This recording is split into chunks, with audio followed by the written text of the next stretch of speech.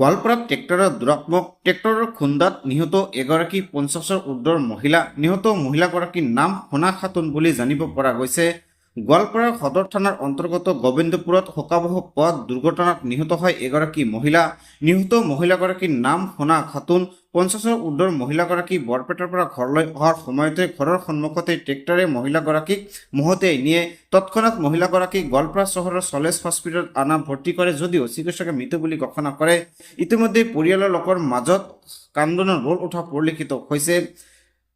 উল্লেখযোগ্য যে গোবিন্দপুৰ কাৰবালা এলেকাত ট্ৰেক্টৰৰ দুৰাত্মক বৃদ্ধি পাইছে। একাংশ ট্ৰেক্টৰৰ দুৰাত্মকৰ বাবে এতিয়া অচল হৈ পৰিছে যাতায়াত। গোৱালপাৰাৰ শোকাবহ পথ দুৰ্ঘটনাত এগৰাকী 50ৰ ঊৰ্ধৰ মহিলা।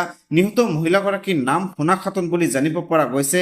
বৰপেটাৰ পৰা ঘৰত আহি থকাৰ সময়তে ঘৰৰ সন্মুখত ট্ৰেক্টৰে মহতিয়াই নিলে মহিলাগৰাকীক আৰু মহিলাগৰাকী ততাতৈয়াকৈ গোৱালপাৰা চহৰৰ চলেজ হস্পিটেলত ভৰ্তি কৰে যদিও চিকিৎসকে মৃত বুলি ঘোষণা কৰে মহিলাগৰাকীক।